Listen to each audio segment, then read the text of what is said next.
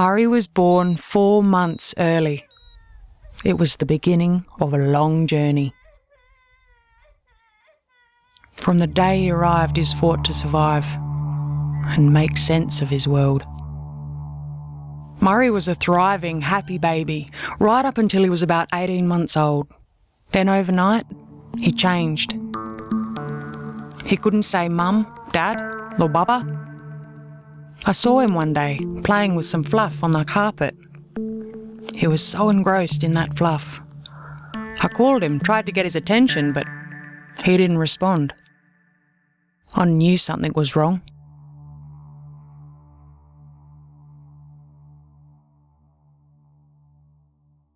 I got his hearing tested. The doctor said he had selective deafness. The reality was so much bigger.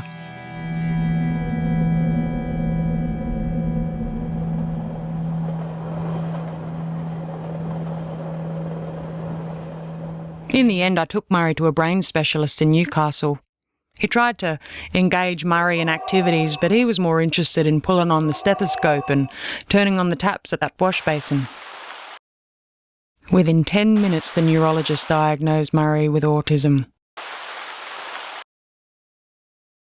I asked what could be done to fix it. I wasn't prepared for the words, lifelong disability. I almost passed out. I didn't ring my family or my partner. I didn't know what autism was. I couldn't digest it. I was so confused and very alone. What is autism? What treatments are available? What kind of life is my son going to have? I need to find other Aboriginal mothers of kids with autism. I need to learn about my boy. Every word was a physical blow to my heart. I grieved for my lost boy.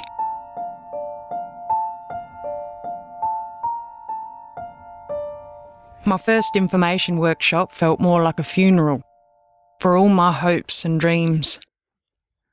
I cried the whole time. The following years were extremely difficult.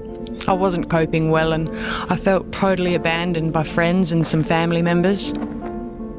But my mother and father would always remind me that my ancestors sent Murray to me. They chose me because I was strong enough to bear such a heavy load. That belief gave me strength. None of us really understood what autism was, so not only did I have to educate myself, but I had to ensure that all our family and the community knew why Murray was different. Between the age of 3 and 5 was the hardest.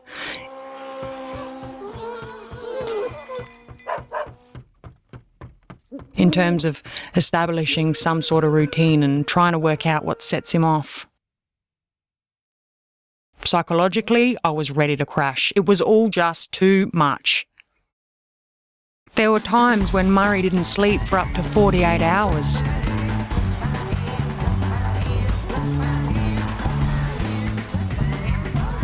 I was exhausted.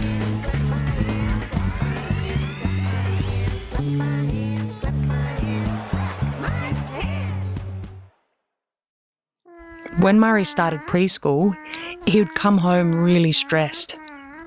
I watched him in class one day and noticed that he couldn't cope with the pitch of the teacher's aide's voice. I had to pull him out. I couldn't handle watching my boy have a meltdown.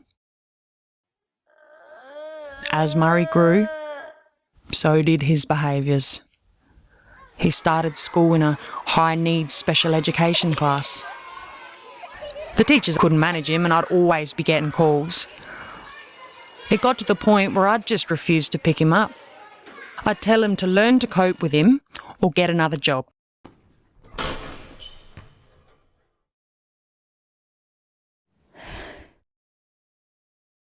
I was constantly searching for better treatments for him. As an Aboriginal mother of a child with autism, I experienced countless barriers. Sometimes non-Aboriginal people didn't understand where I was coming from. They didn't understand how culturally important it is for Aboriginal people to show respect by attending funerals. It was during these times that we needed respite. My partner and I missed many funerals.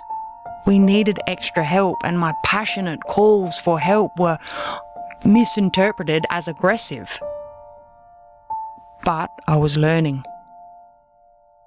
I learnt that if I don't speak up for my boy, nobody will.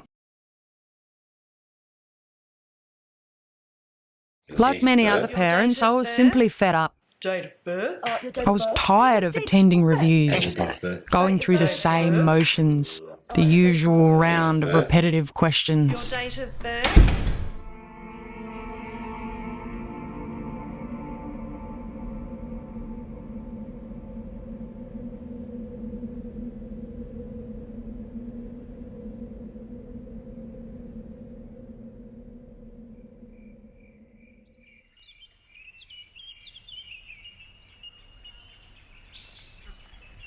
Many people in my community speculated that 20 to 30 years ago, certain people showed signs of autism. Nobody knew what it was, and so nobody spoke of it. They had their own special place within the community and were loved and accepted, just like Murray is.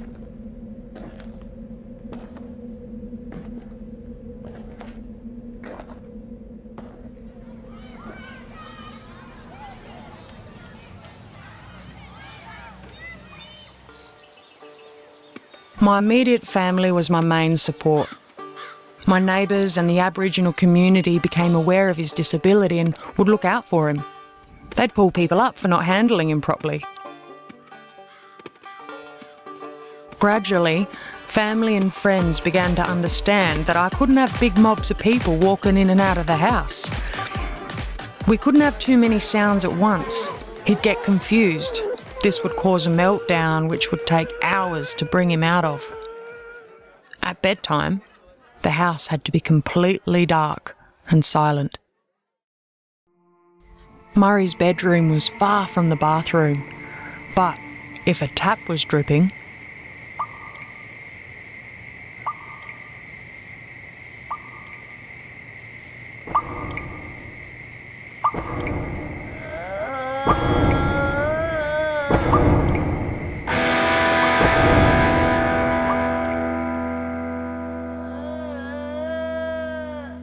there are so many layers to autism.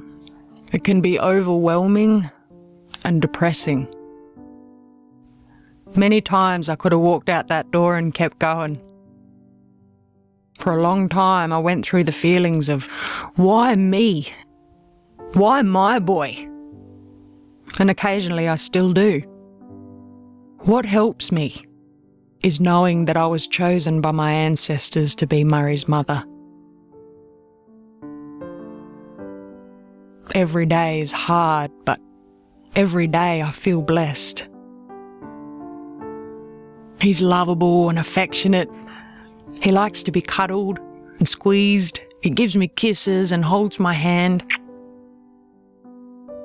He's strong and remarkably good looking.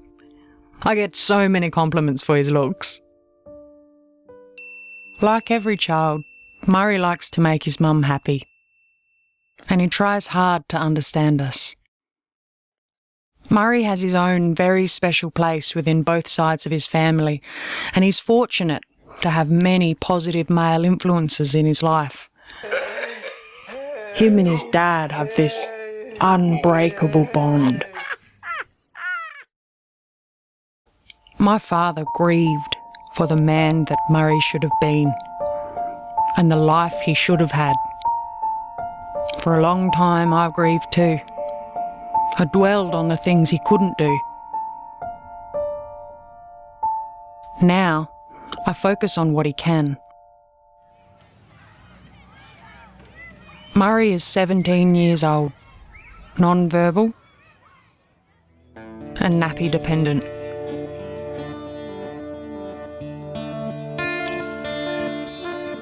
I worry about my boy's future because I wonder who will take care of him when I'm gone.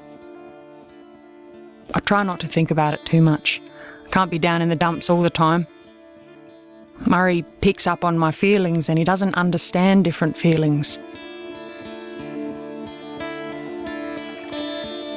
So when I'm all right and coping well, there's a much better vibe in the house. The best thing I ever did for myself was making the decision to go back to school. It's empowered me and my boy feels that strength.